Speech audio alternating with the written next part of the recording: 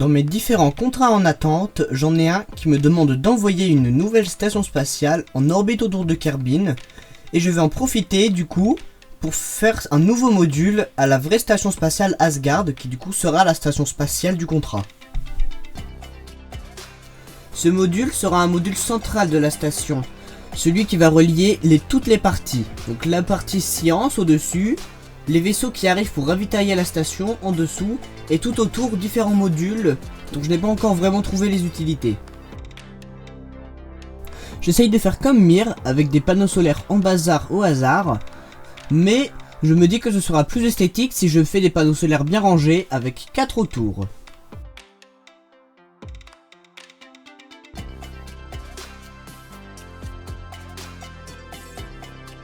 Et voici donc le nouveau module terminé. Je pourrais envoyer ce module avec le lanceur Veles 2B, mais comme je manque d'une fusée qui a à peu près 20 tonnes de charge utile en orbite basse, je me dis que je vais en créer une autre pour avoir vraiment une gamme de fusées qui couvrira tous les besoins.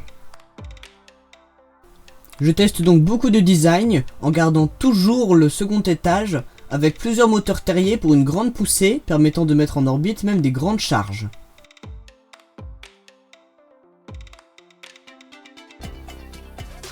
Finalement, après pas mal d'essais, je finis par me dire que je vais essayer d'imiter la fusée Vulcan Centaur et mettre 2 petits boosters sur le côté d'un grand cylindre et faire aussi une version avec 4 boosters pour encore plus de charge utile. Je baptise donc cette fusée Noot 3, car oui, la lignée des Noot est toujours là.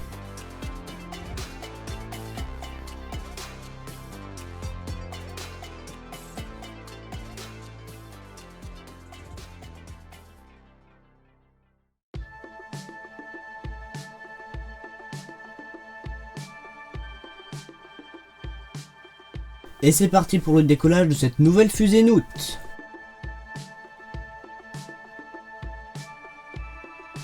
La mise en orbite se passe sans problème, le second étage est bien assez puissant avec ses 7 moteurs.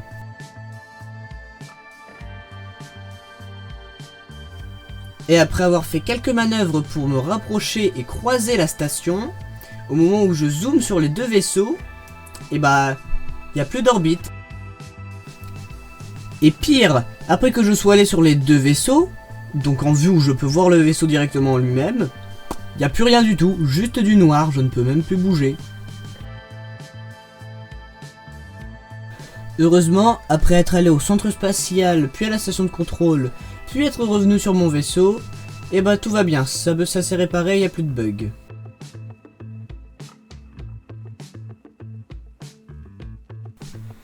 Et encore un bug, quand je me suis rapproché du port d'amarrage et qu'ils se sont parfaitement collés, bah ils se collaient, ils étaient aimantés, hein, ils étaient parfaitement en face, mais ça s'agrippait pas du tout, enfin ils étaient collés mais ça se fusionnait pas en un seul vaisseau.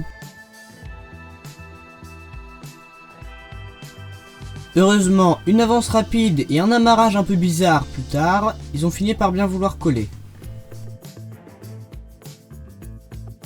Et voici donc Asgard, une fois le module central accroché.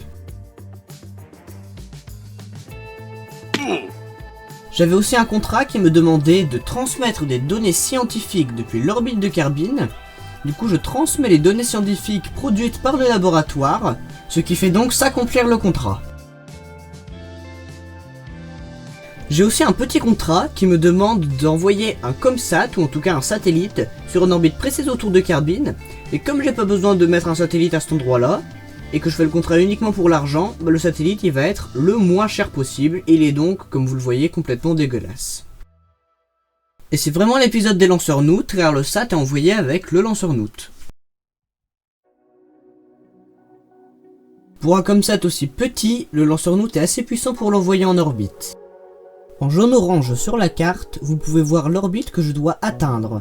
Et pour l'atteindre, je vais devoir faire quelques petites corrections de trajectoire.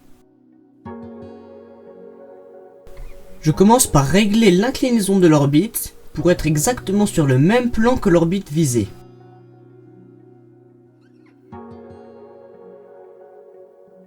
Ensuite, je fais une autre poussée, mais cette fois plus longue, pour que mon apoastre atteigne l'orbite visée.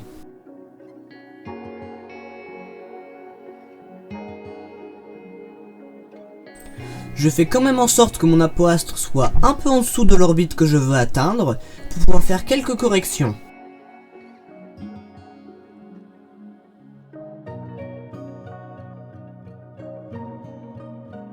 Et voilà, j'ai mon orbite circulaire. Et grâce à une autre manœuvre, j'envoie mon apoastre au niveau du périastre de l'orbite visée. Et une fois à mon apoastre, je fais une poussée qui fait que mon apoastre se déplace et atteint l'apoastre de l'orbite visée, ce qui fait que je suis parfaitement sur la bonne trajectoire et que mon contrat s'accomplit.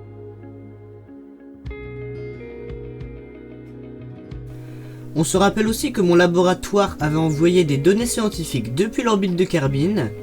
Du coup, je débloque la technologie composite.